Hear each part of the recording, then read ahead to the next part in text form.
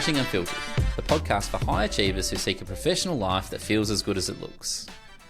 We talk about the unseen journey of struggles on the path to success that people rarely talk about. I'm Karen Smith, positive psychology practitioner and leadership coach and consultant. And I'm Dr. Micah Nyhouse, positive psychology and self-leadership speaker and consultant. Before we begin today, we would like to acknowledge the traditional custodians of the land in which we're recording. We pay our deepest respects to their elders past, present and emerging. As we share our stories today, we honour the rich tradition of storytelling that has been passed down through generations. If you enjoy our podcast, please leave us a review. And with that, let's get started.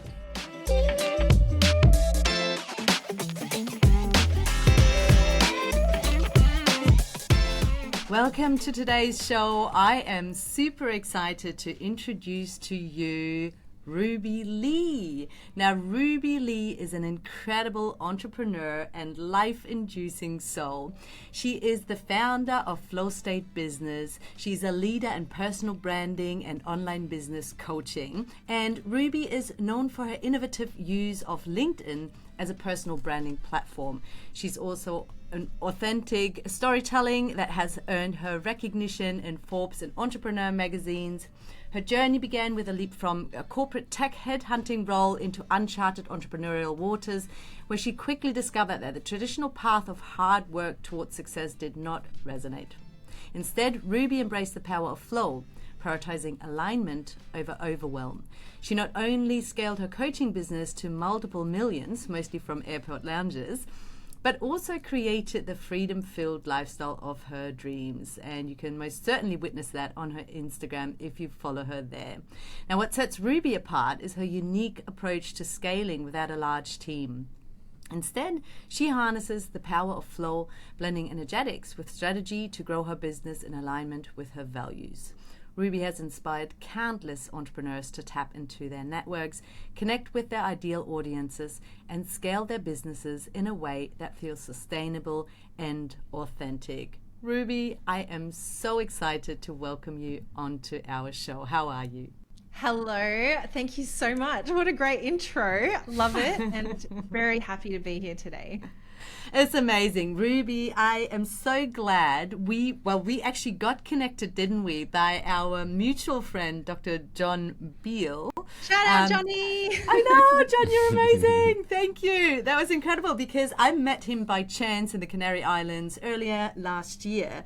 And he said, hang on, you're based in Brisbane. I've got this incredible friend, an entrepreneur who sits at the Gold Coast. You two have to meet. And he said, I'm sure you'll get on like a house on fire. And we met for a coffee and it was just an energy ball exploding, wasn't it? I wish we had margaritas instead, actually. I know, and we will next time, and it will be dangerous. But Ruby, I love following your journey, and I've loved following your journey ever since on Instagram. Because what you do is incredible. You are so productive. You put out so many services and products for your audience and for your clients. And, you're all about flow in your business. And it most certainly looks very flowy and incredible.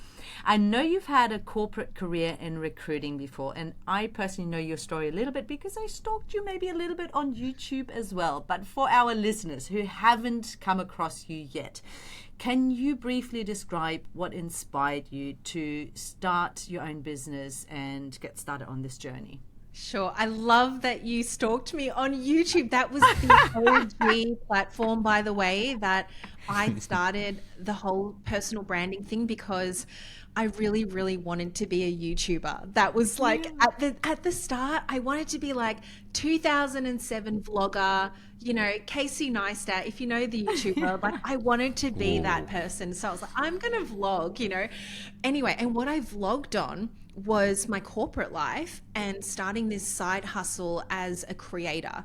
I didn't really know where it was leading me. I certainly didn't have a business plan. It was just, I knew I wanted to create and I wanted to do something that was outside of the 9 to 5 that would light me up, because honestly, I think I was just getting to a point with my corporate job. It wasn't anything dramatic, but I was just getting very bored. There was this sense of apathy that was coming in. There was just this sense of, oh God, like the same thing again and again. Where is the excitement? So Hang on a minute there, Ruby. Were you maybe languishing in your career? I think I was languishing, to use I think so your word. too. Definitely. And it showed, I would go through these ups and downs with motivation at work. And you know what? Like my boss, he was great. He was like, it was a ventures-based business that I was working for. They were investing in all these tech startups. And I would go through these moments where I was really excited. And then clearly he could see when I was languishing or when I was just so unmotivated. And it was all over. It was my whole energy system. I'd show up to work and be like, oh my God.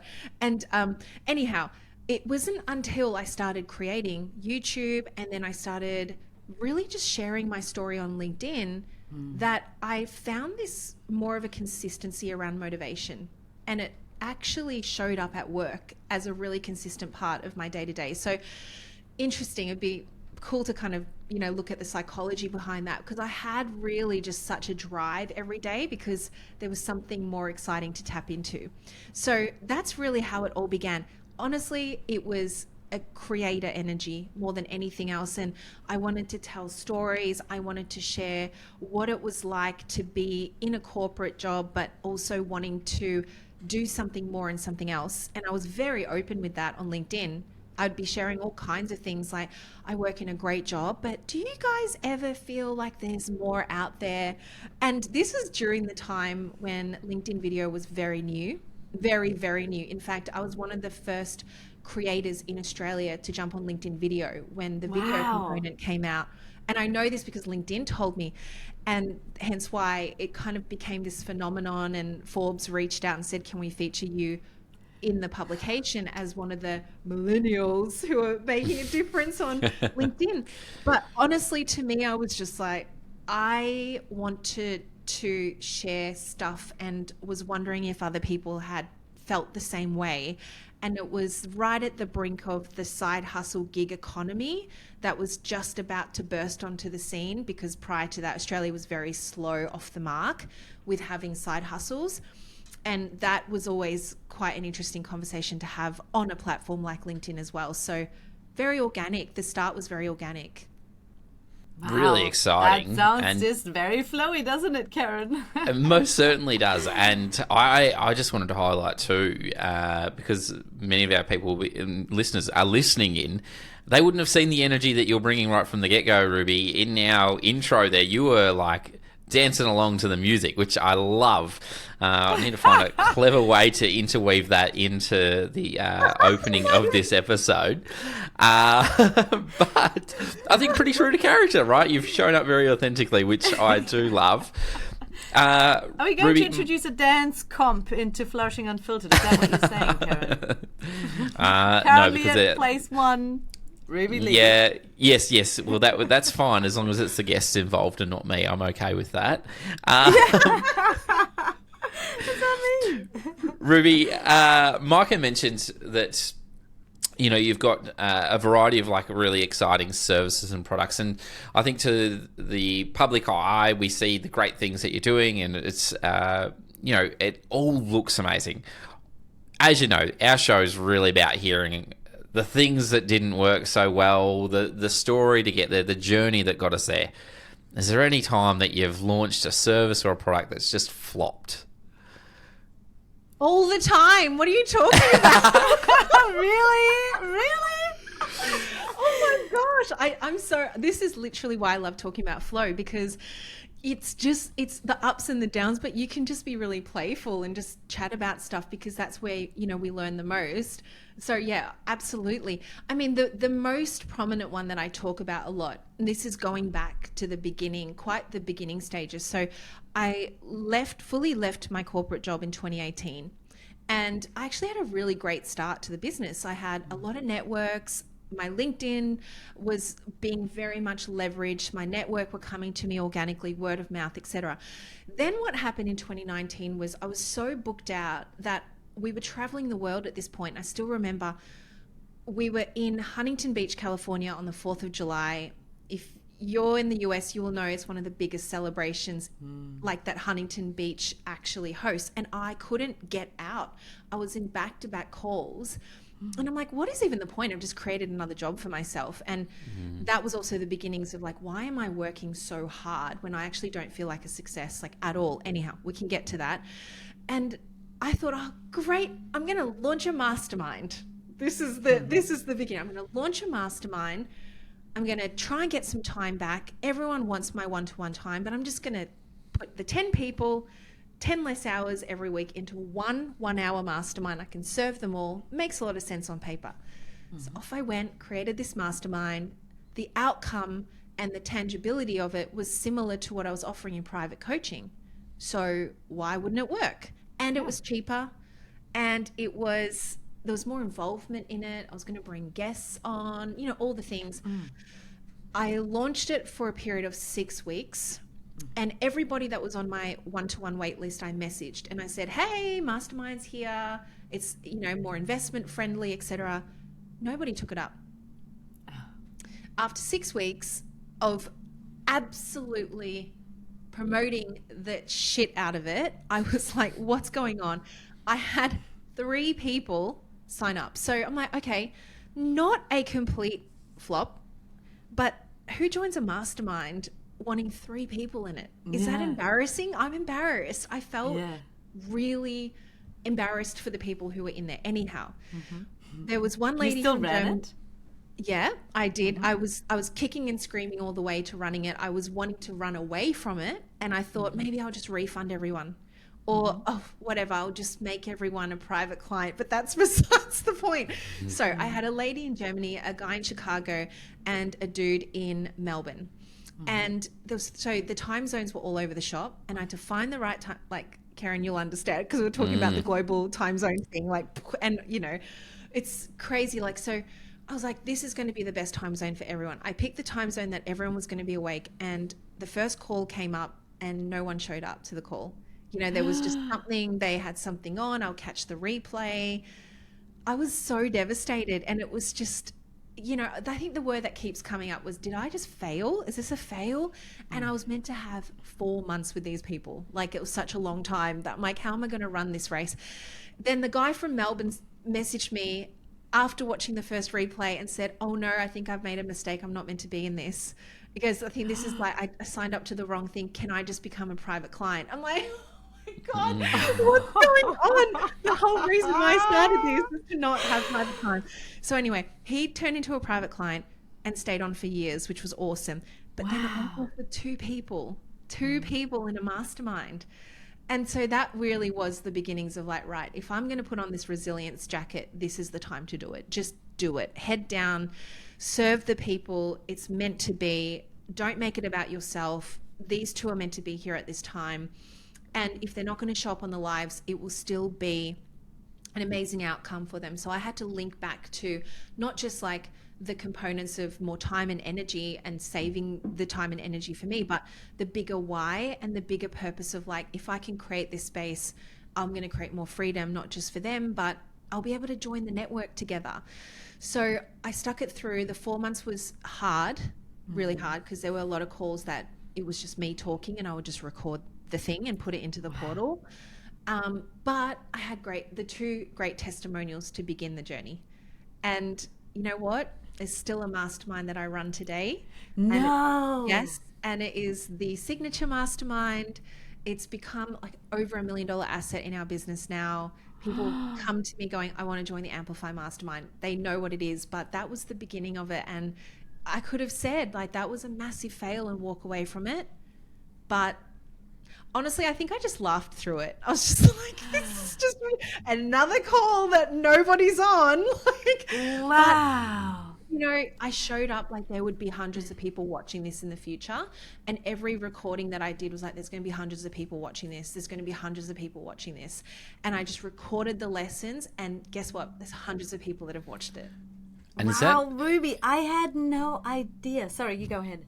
Yeah, and Ruby, I'm curious to know, at what point did you have that, mental sort of tick, like jump in and go, hundreds of people are going to watch this? Was that from the get-go? Were you telling yourself that right from the start, or did that happen throughout that 4-month process?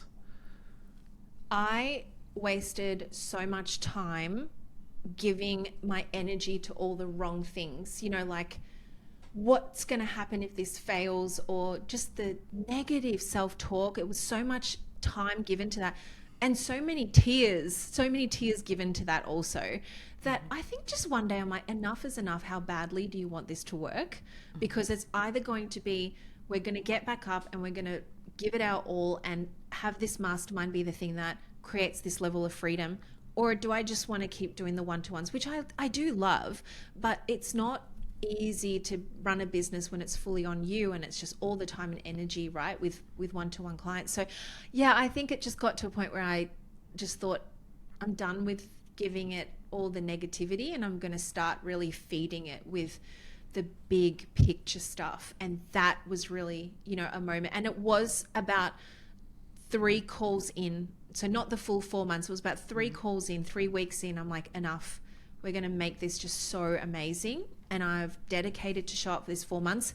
So let's make it bloody good. Wow. What a mindset shift. That is unbelievable. Can you walk us through? I mean, I'd love to have a mindset shift every now and then like that, for different products or services or points in my business. And I'm sure a lot of our listeners would too. What does it take to create a mindset shift like that?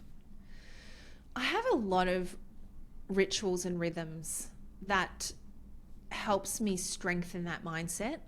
So, every day is a non-negotiable for me, where I'm a big journaler. And when I journal, I talk about what I choose, who I choose to be. That's my journaling style. So not all the stuff that's not working and why and languishing around it. I choose to be this person today. And if I choose to be a successful entrepreneur today, which I do, how does she show up today? And then I write to that. So it's like programming myself every day. And if I miss a day, I kid you not, the spirals are vicious. It's almost a code that I need to have in my day-to-day. And sometimes, honestly, it's 3 sentences because I have kids and it's busy and so much stuff is going on. And other times it's an hour session where I'm so into it, and I'm at a coffee shop and I'm, taking it all in. I live by the beach and I'm still journaling after an hour. But every day there's some form of it. And can I ask you, is that something you did already back then? Yes. Okay. I actually had that. I've had this practice even when I was working corporate. It was slightly different back then, where I'm like, I'm choosing to be someone who gets a pay rise, but now, as an entrepreneur, I'm choosing to be a person who is an example and who is showing up authentically. And what does that look like? Things like that. So yeah, that was always a big practice of mine. I love this, Ruby. And I would love to ask you, where do you think this stems from? Do you think this is something that exists inherently in you, or is it something that's been that's come about from the environment that you've been in, people that you've been surrounded by? That's such a good question. Personally, for me, it's learned. And I think that's testament around the whole, you are your environment for sure. My parents, I love them so much, but they were very conventional, just go to uni, get a job, security. And I didn't really have anyone else who was taking risks or definitely not being an entrepreneur. No one in my family, absolutely no one. They're all in the medical industry. So I think where it came from was noticing, firstly, leaders that I worked with when I started in corporate. I'm like, what makes them a good leader? And then once I went beyond that, it's like, what makes someone a really happy person? Because then I noticed that you could be a good leader, but they were just miserable.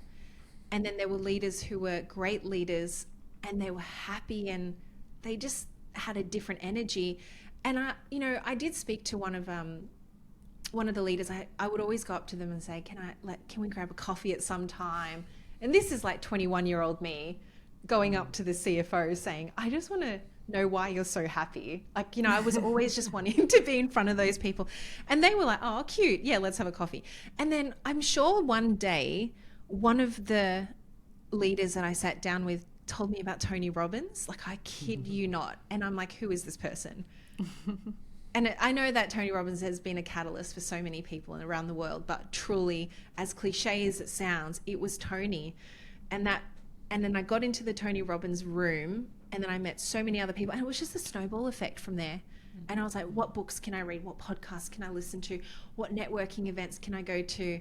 This is like 10 years before I went all in with my business. So it was just this culmination of studying energy and people and mindsets and positive psychology of things and how it all works. Yeah, it's just sort of that. Yeah, I love that. Love and I that. love that you said it was Absolutely. learnt. Yeah. Sorry, over to you, Micah. Because it's something we can all do. No, yeah, that's completely fine. Ruby, I want to go back for a second to the creation of your very first mastermind, or your mastermind when you just started to create it, and obviously it did not flow. Now, I mentioned in the beginning, Flow State of Business is your baby, is your big business. So it's all about flow. So first of all, I think for our listeners who have no idea what flow is, whether you can briefly explain. And the second thing I want to ask you then is, it does not sound like it's flowing at all, and yet somehow with your resilience and determination and motivation, you stuck it out and you turned the baby around, and clearly you came into a flow with it all. I want to know how you did that and how you can tell when to let things go and, you know, when to flow. Because if I were to flow with something like that in that moment, I probably would have let it go and thinking, okay, it's not meant to be.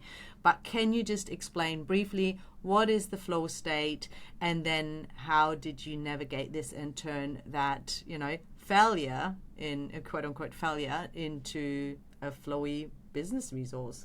Definitely. I love this question. And I think at this point, I should probably state that there's so many different ways you can talk about flow. You know, I put a poll out on LinkedIn around like, what would you like me to talk about when it comes to flow? And 99% of the responses was about productivity, which is great. I love that. Yeah. But it's not really how I would personally talk about flow and how I live and embody it. How I would speak to flow is, and this is, maybe it's Csikszentmihalyi who said this, but it is the study of highest consciousness. And I love that. Something about that just met me at where I was at, with the understanding and the frequency of flow and the energy of it. So I do speak to flow in a very energetics type of way, where, you know, time really does pass in the most craziest way. Like, I often joke that I can expand time, bend time, collapse time, whatever I need to do around that. But more so than that, it's what I do in it. And I get so much amazing things done in that time that my purpose expands and my day feels so fulfilling. And I don't remember the last time I really felt super, super frazzled, because I understand how to work with flow. And I know when I am in high flow, I know when I'm in slow flow, all of it just makes a lot of sense. And, you know, essentially is what I teach to a lot of my entrepreneurs who come to me in the hustle and in the grind, which I was in. And literally now embodying this flow state has helped me gain what I've actually really wanted in my life, which is not just the money and the fame and the amazing accolades, but it's just this peacefulness. That's like the way I describe it. I feel so at peace with my life and being an entrepreneur and being a parent and a wife and all the things. Like, it's just very embodied. That's how I would describe flow. Oh, I don't know about you, Karen, but I could just cry. It's so beautiful to listen to. It is beautiful, and your passion is definitely evident in the way that you explained that to Ruby, and that's probably a really big testament to your character as well. So thank you for sharing a really beautiful definition of what flow is to you. And I think for our listeners, a big takeaway here is that, work can be really enjoyable. Like, we can shape it in a way that it can be really enjoyable. Because I think for many of our listeners, they're probably tuning in going through the grind, right? It's like Groundhog Day, not for all, obviously, but, we go through those phases. And I think there was a nice little reminder here in your message there around, work can be enjoyable, life should be enjoyable. Like, we should be finding different aspects of our day really energizing. So thank you for sharing that. You have, and like many of our other guests as well, you've lived a pretty awesome life and you've had a pretty awesome journey. And I imagine that you've probably rubbed shoulders with some really amazing people that have helped shape and influence who you are and where you are today. I'm wondering if you could maybe run us through one or two of those experiences or people that have created the Ruby Lee that we know today. Oh my gosh, this is a great question. I'm a really big believer in, rubbing shoulders with people who you are expanded by, and that takes your consciousness to the next level, right? Of showing you what's possible. And, from the beginning, I remember I invested into my very first mastermind, and I poured my savings into it. It was a very big investment. For me at the time, it was $10,000 US for a 6-week mastermind. Wow. And I honestly just thought that was normal. And like, that was what you paid to get into the room with the people who had already done the things. Didn't realize that it was actually like an absurd, like at the time, I think a few people were like, that is so much money. And, Australian dollars and the conversion and all of that. Yeah. But I felt like, no, I need to be here. I need to be in this room. So one of the first ever mentors I worked with, her name is Katrina Ruth. She doesn't do a lot of like business mentoring anymore. But when I first started working with her, she had created this life and business that I desired to have, and I was like, this is exactly how I want to build it. I want to have like this digital nomadic lifestyle. I want to live out the laptop, lifestyle dream. And I don't want to be tied down to anything, to a desk, to a location, anywhere. Like, I just want to find a flight to France and go whenever I want to go and still be able to live out my purpose and do the things. So that really opened up my mind to how it could be. And it was systems, it was energy, it was mindset, it was really cool things like that. Tony Robbins I've spoken about, people that I haven't even met. My first ever book that I had read that really got me into what I call the daily discipline, like consistency, was Gary Vaynerchuk's Crush It.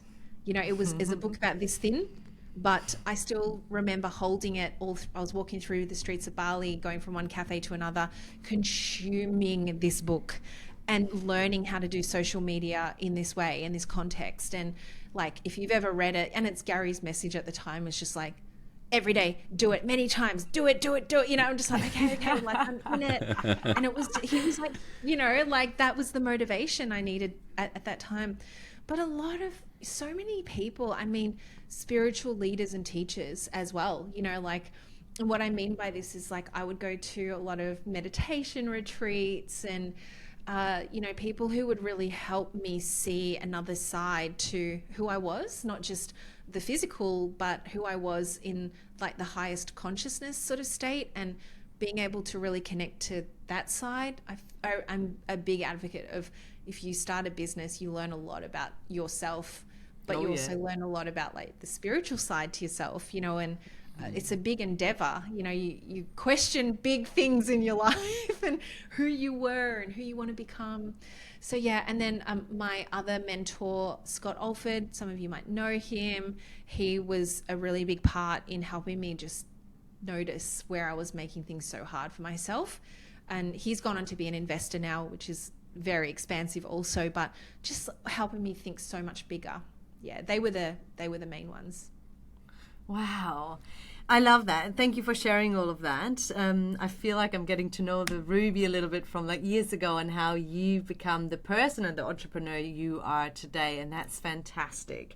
I would love to finish this by asking you if our listeners find themselves in a situation where they feel completely out of flow and they kind of feel stuck. They feel like they're not really getting anywhere with their business. They feel a little bit directionless, maybe a little bit inadequate, not good enough. They don't know if they're as successful as they should be or could be right now. What is maybe a piece of advice you would give them to help them find flow again?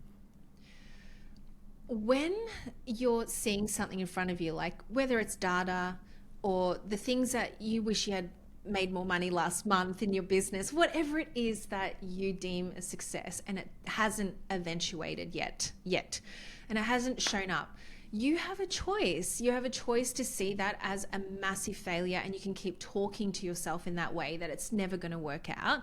And maybe for some of you, it's just the decision that you're meant to make right now because, you know, maybe it's just like for your mental health, it's like a little bit better. You can always come back to it. But for those of you who really want to pursue this business and you started it because there's this big why, there's this big purpose. You know, I call it the MTV, like your massively transformative vision. So it's like your MTV, the thing that you look at and you go, that's what I want to do. I want to expand the world in this way. I want to contribute to the world in this way. I want to make a difference with entrepreneurship in the schooling system. Like you've got something so big that you know you have to show up for it. Don't sweat the small stuff, okay? Like we're entrepreneurs, we're meant to think about the bigger vision. Like you're meant to actually see things as a bird's eye view. And that to me has always snapped me out of my funk. You know, there are times when I know that I'm in it, I'm in the wallowing, and it's like, Ruby, you can do this, have your sook, take an hour, whatever you need, go punch a punching bag, scream in the ocean, but come back and choose who you want to be. Because you've chosen this for a reason. And all of us here, I believe, are meant to be leaders in whatever it is you're called to be. So step up, let's do it. You know, like there's going to be moments that you look back on, you're like, I'm so glad that I moved through that. And if you're going through that, then this is that moment. You're going to look back and go, I'm so glad I stepped through that. So hopefully that gives you a little motivational pump up today, you guys. Oh, for sure. Not just for ourselves, but also our listeners there, Ruby. Some beautiful messages captured in that little section. So thank you. I love the, you know, don't sweat the small stuff. There's a beautiful book, Don't Sweat the Small Stuff. And then in brackets, it's all small stuff. Great little read. And it's a perspective builder. And you just reminded me of it then to like, oh, maybe I should pull that one back out again and have it on the coffee table. Just a bunch of short little stories that help, you know, build that perspective there. So thank you for sharing that, Ruby. This has been a beautiful conversation filled with all of your energy. So thank you. If our listeners are keen to learn a little bit more about your work or anything that you've got coming up in the future, where are the best place for them to reach out and connect with all the great things that you're doing? Oh, yes. Okay. So LinkedIn is the place I mostly hang out every day. So come find me, Ruby Lee. Instagram, I'm there every day also. And you're already on the podcast, so come on over. My podcast is called Flow State Business. Nice and easy to find. I literally go into week on week, I show up and I'll talk about the things that didn't work and I'll talk about the things that did work. So if you want to not sweat the small stuff, come and listen. A lot of my listeners are like, thank you for sharing that, you know, like, it's really nice to be able to feel like you're not alone in it. And yeah, Mastermind, I open it twice a year. So you'll see that launching whenever I open that up. I mostly launch on my email list, but I talk about it a lot on Instagram as well. So you'll find it there. Amazing. And people can probably join your email list through your website, and we will make sure we link to all your socials and your website in our show notes as well, so making sure people can find you. Ruby, I am such a fan of yours, not just professionally but personally. You know that I love what you do and how you show up in life, and just with the authenticity too, and the energy you bring is absolutely priceless. So grateful to have had you on the show. Thank you so much for joining us and for making the time and for showing up for us. Wow, thank you so much. You guys have been great hosts, and it's a real privilege to be on this podcast. I know you've had some incredible guests, so I'm just so privileged to be a part of that list. Thank you. Oh, thank you, Ruby.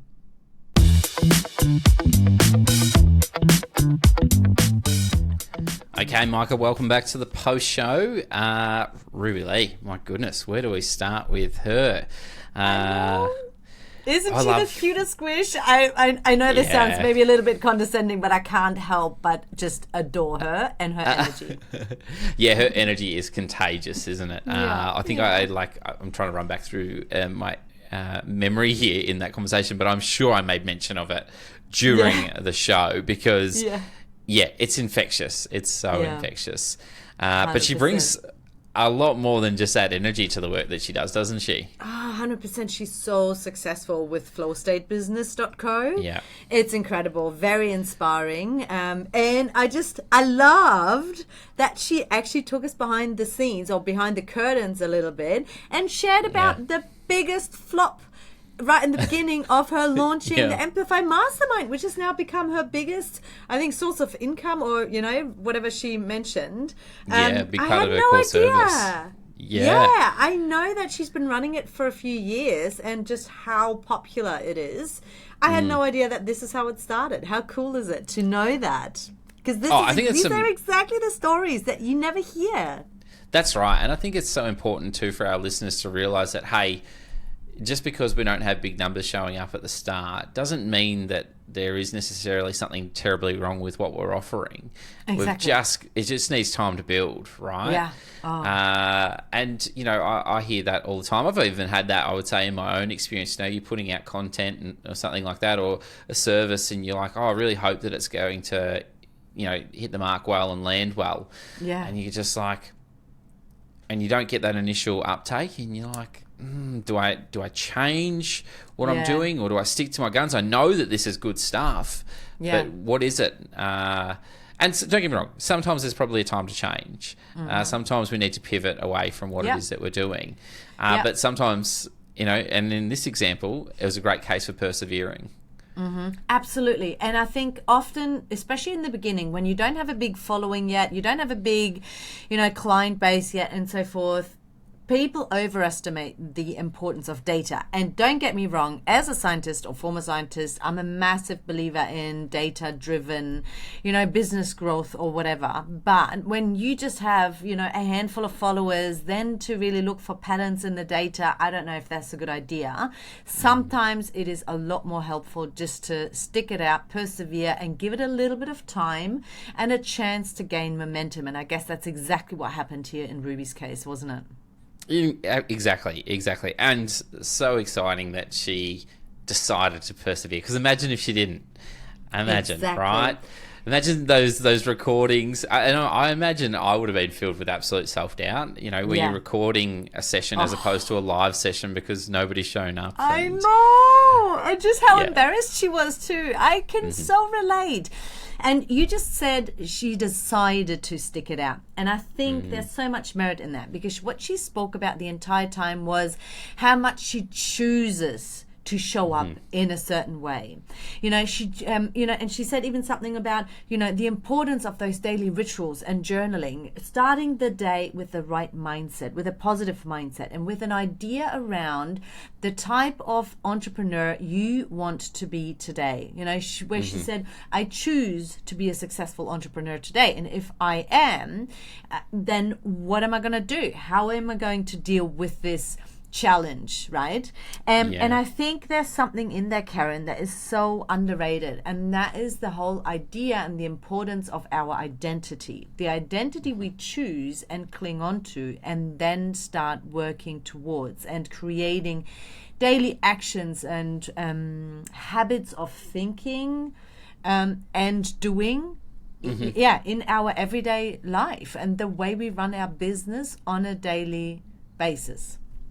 Yeah. And I always think, when I think about this, I'm always thinking of, and I see lots of people talking about it on socials around, before you write your to-do list for the day, write your to-be list, Yeah, like yeah. who you want to be, and then form your actions around that. And I think that's kind of lovely, and I don't think it's too fluffy because it actually gives you that purpose for the day. Yeah. What do I want 100%. to achieve? It is not fluffy at all, Karen, because there's a lot of research around that, and it's called identity-based habits or, identity theory. It depends. It sits in a few different disciplines. So we have a lot of identity theory in social psychology, a little bit in positive psychology, a little bit in leadership, science and so forth, and a lot in behavior change science as well. So identity-based habits basically means, that research shows that aligning our behavior with an identity.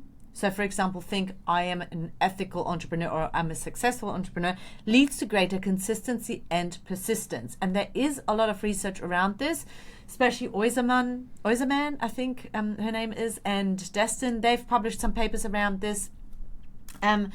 And it assumes that identities are dynamically constructed in context. So think about this. And we spoke about this, in some of our other episodes too. I mean, think back to season 1. Think back to Zef Fontaine-Pennock. He comes from this tiny little village somewhere in the countryside of the Netherlands, where you probably have a relatively low socioeconomic status. Most people don't ever leave their 2 square feet or whatever. Yeah. And don't ever grow beyond what's predetermined by society. And if you really identify with that, then chances are you're never going to grow beyond that either. So it just shows that sometimes we really have to start by choosing our identity and really clinging on to that in order to then change our external circumstances.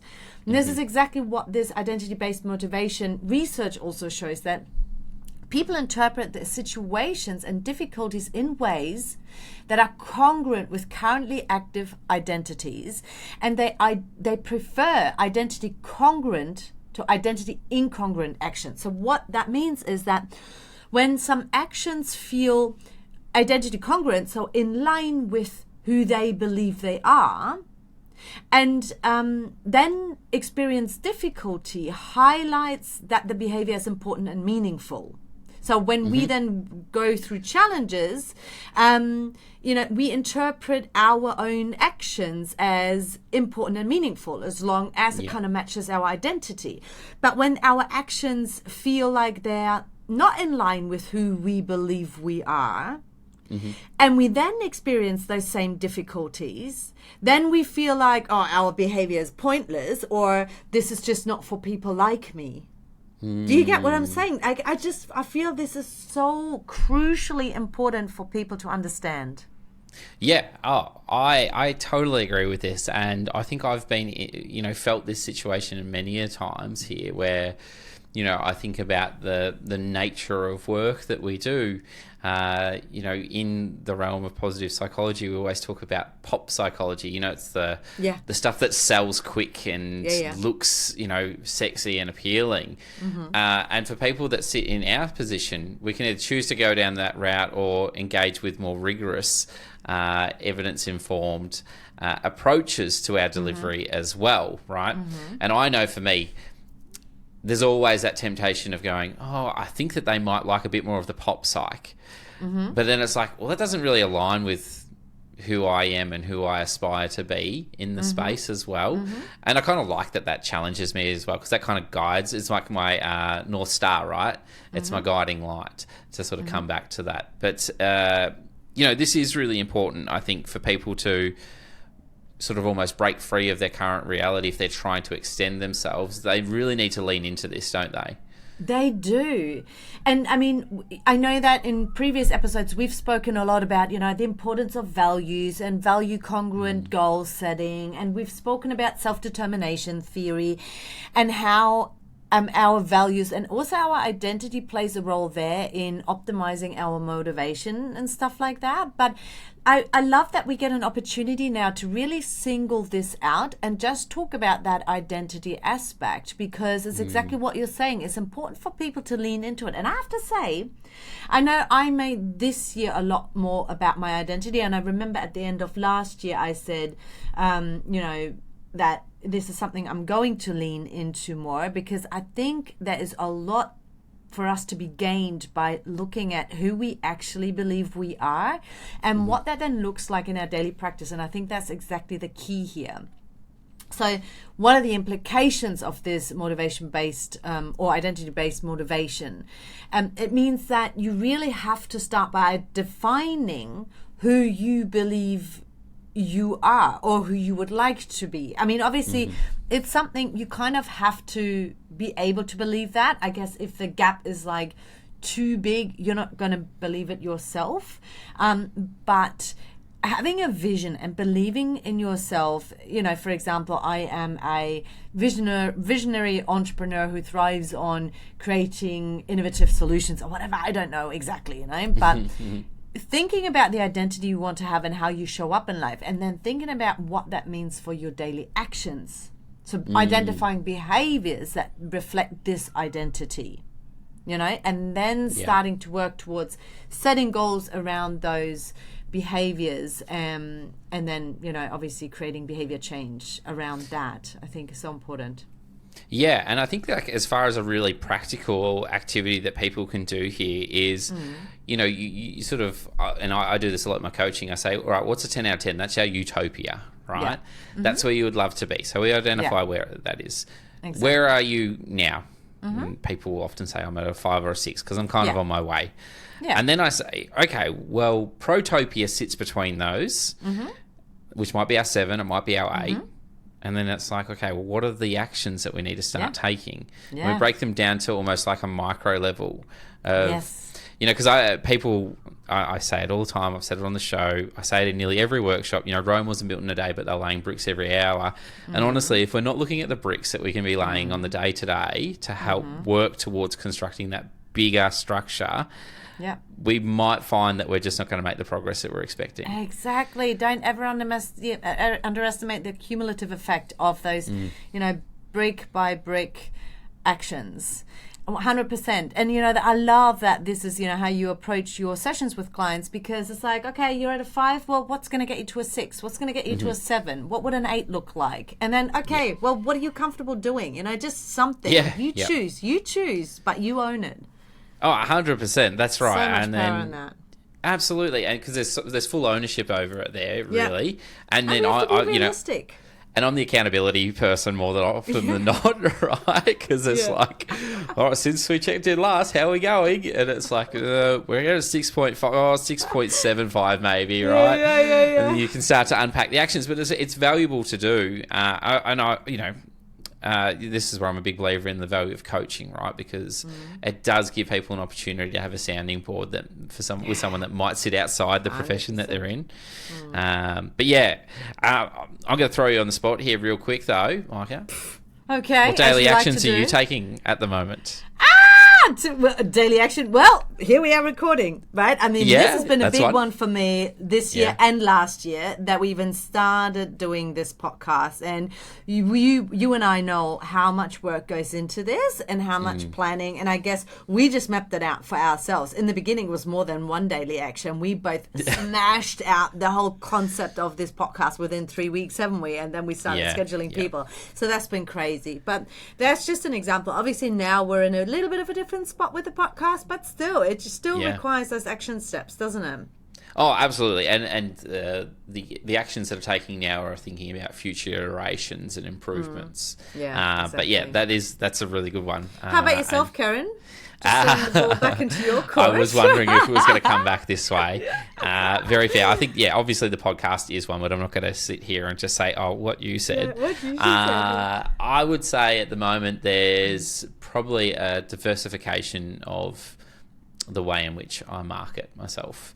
That's been a bit of a big one. So just trying a few different approaches and seeing what I find most comfortable. So probably extending beyond my comfort zone a little bit more with some of those things, and experimenting a little bit there, which has been, amazing. Tiring at times, but exciting as well to think, maybe this is where my growth is, and I just need to lean into the uncomfortable, the unknown for a little bit, dip the toes in a little bit and then get ready for the jump.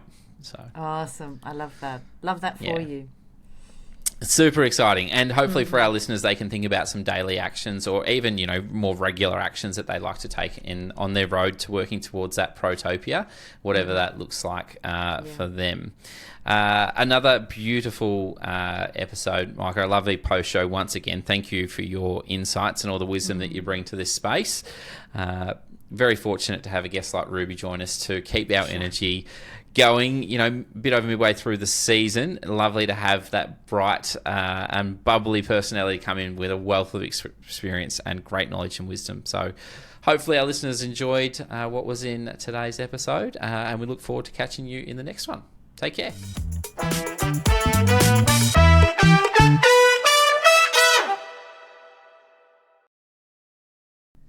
Thank you for listening to today's show. We hope our conversation helped normalize the struggles so many of us face on the path to success.